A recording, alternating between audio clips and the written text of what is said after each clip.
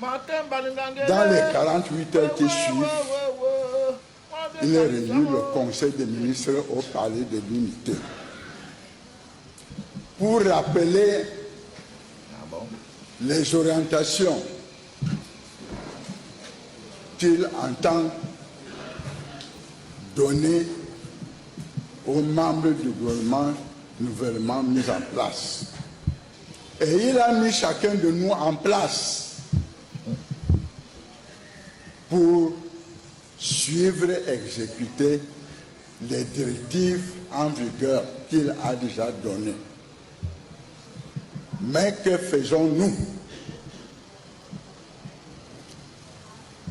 J'ai été jeudi au sud-ouest, à Moutenene, pour la sortie des nouveaux contingents de policiers.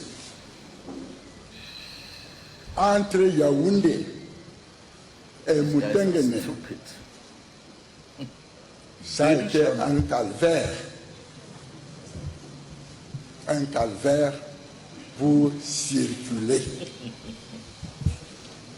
Je n'avais jamais vécu cette situation auparavant. Pourquoi? Le président a donné des orientations, a donné des instructions. Il y a des membres du gouvernement en place. Que faisons-nous pour le développement de notre pays? Quand le changement devient inévitable, même les actes de la conservation du pouvoir deviennent automatiquement les actes du changement. Ou bien c'est Balingangele ou bien c'est Balingakwala. Est-ce que tu as déjà entendu ces phrases dans ta vie? Depuis tes 100 ans, est-ce que tu as déjà entendu ça un jour? Parce que ce que tu viens de faire là, ça ce sont des actes de la conservation du pouvoir. Parce que tu veux orienter les Camerounais ailleurs. Parce que vous savez, les Camerounais, ce sont des gens qui n'ont pas, qui oublient très vite. Ils oublient très très vite. Parce qu'aujourd'hui, nous sommes en train de parler de longueur. C'est que les policiers et tous ces gens, c'est que la force de sécurité du Cameroun, c'est qu'ils ont fait avec longueur. Il ne s'agit pas seulement de longueur, mais le milieu de personnes qui sont qui sont derrière longueur. Mon frère, depuis 43 ans, on ne t'a jamais vu dénoncer les états de route au Cameroun. Ok? Donc, tu veux orienter les gens ailleurs. C'est ça qu'on appelle des actes de la conservation du pouvoir. C'est ce que tu viens de faire là. Mais maintenant, ça va devenir des actes du changement. Par comment? Parce que tu viens de nous ajouter notre dossier là-dessus. Donc, on va parler de longueur. On va parler aussi de l'état de route. Parce que toi-même qui nous as interpellé, que les Camerounais dénonçaient les routes.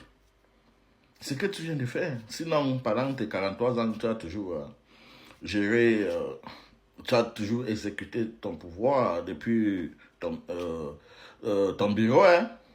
Donc, c'est à peu près ça. Comme ton patron. Popo, lui aussi, il dirige le Cameroun depuis son WhatsApp. Et dans son WhatsApp là, son WhatsApp n'accepte pas les images. Il faut seulement écrire. Donc les images du Cameroun là, son WhatsApp n'accepte pas ça. Il a son algorithme. L'algorithme de son WhatsApp n'accepte pas les images. Donc c'est de ça qu'il s'agit. Donc vous les Camerounais qui soutenez, qui défendent ces gens, bon vous-même vous avez compris.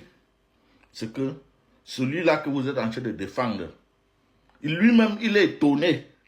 Quelqu'un qui est là depuis 40 ans, lui-même il est étonné que les états de route, que le gouvernement ne travaille pas. Celui qui s'interroge ou bien celui qui s'excuse, s'excuse. Même dans ton domaine, toi-même tu dois déjà te condamner. Ok? Parce que les cas d'identité ne sortent pas. Les Camerounais non plus. Les Camerounais sont devenus les sans-papiers dans les propres pays à cause de toi. Donc tu dois d'abord commencer par toi. Tu te condamnes avant de condamner tes frères et tes amis. Ok? Tu te condamnes d'abord, après tu condamnes les autres moumis. C'est de ça qu'il s'agit. Ok? Quand le changement devient inévitable, même les actes de la conservation du pouvoir deviennent les actes du changement. Merci.